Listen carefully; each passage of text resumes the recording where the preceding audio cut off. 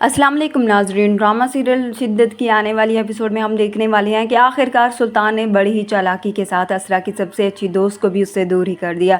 सुल्तान असरा के दिल में मशल के लिए बड़ी ही महारत से शक पैदा कर देता है, जिससे असरा को यकीन हो जाता है कि मशल सुल्तान के करीब आने की कोशिश कर रही है।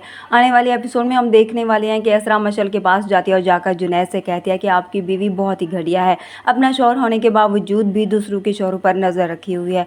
ये सब सुनकर तो मशल और जुनैद हके बके रह जाते हैं। जुनैद को काफ़ी गुस्सा आता है कि आखिर असरा उसकी बीवी पर इल्ज़ाम क्यों लगा रही है।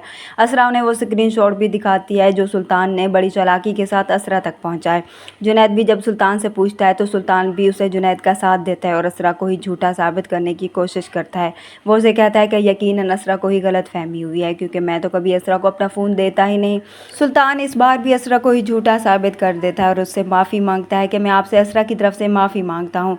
असरा चुपचाप वहीं खड़ी रह जाती है, मगर जुनैद को बहुत गुस्सा होता है, इसलिए वो ये फैसला करता है कि हम अब इस घर में नहीं रह सकते। सुल्तान उन्हें कहता है कि मेरी बीवी को गलत फहमी हो गई थी, इसलिए हम दोनों की तरफ से मैं आपसे माफ़ी मांगता हूँ। जुनैद अपनी बीवी पर यह इल्ज़ाम बर्दाश्त नहीं कर सकता, क्योंकि वो उस पर पूरा भरोसा करता है, इसलिए हर हाल में वो ये घर छोड़कर जाने लगता है। इस तरह से सुल्तान तो अपने मकसद में कामयाब हो जाता है, क्योंकि वो तो चाहता भी यही था कि मशल और असरा एक दूसरे से दूर हो जाए।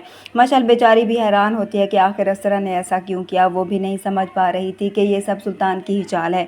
आखिर जब जुनैद और मशल इस घर से जा रहे होते हैं तो सुल्तान की माँ उन्हें यूं जाते हुए देखती है, तो मशल से पूछती है कि आखिर रातों रात ऐसा क्या हो गया जो तुम लोग घर छोड़कर जा रहे हो। तभी मशल असरा की तरफ देखते हुए उन्हें कहती है कि ऐसी कोई बात नहीं है, बस मुझे सिला मिला है मेरी दोस्ती का।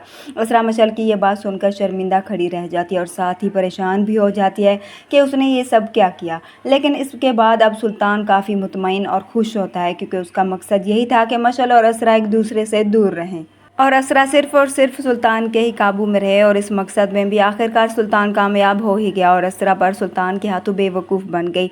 मगर असरा अब इस सब के बाद जानने की कोशिश ज़रूर करेगी कि ये सब कैसे और क्यों हुआ।